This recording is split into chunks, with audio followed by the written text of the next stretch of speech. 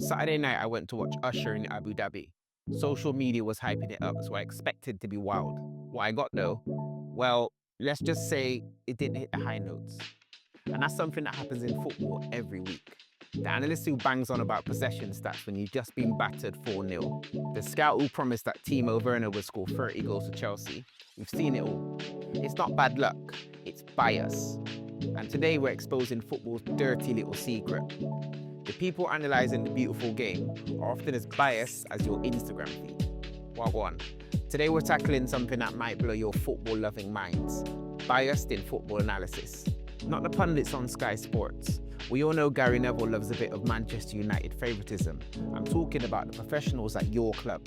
The analysts with their fancy laptops and heat maps, who are supposed to be the objective voices in the room.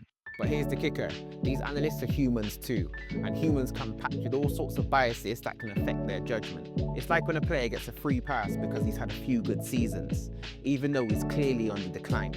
It happens all the time. Let's break down why this matters and how it could be affecting your club's decision-making process.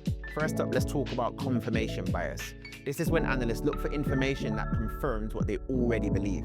Imagine an analyst at Arsenal who's convinced Martin Odegaard is the second coming of Mesut Ozil. They'll focus on all his gorgeous through balls and ignore that he disappears in big games. Yeah, I get it.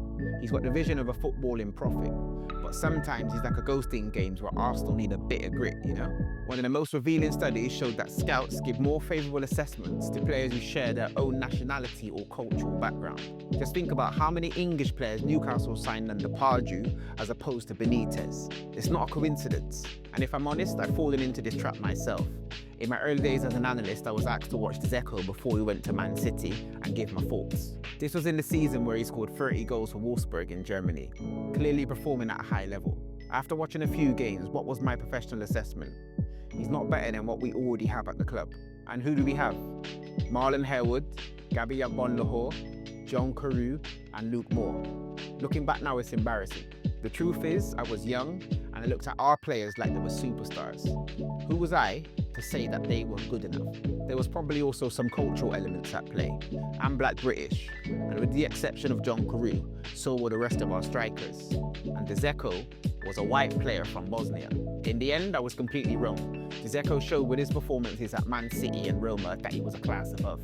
His record speaks for itself.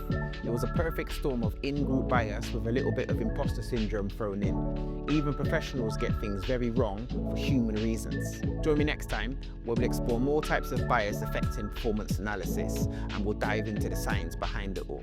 And if you want more football analysis that doesn't feel like homework, hit the follow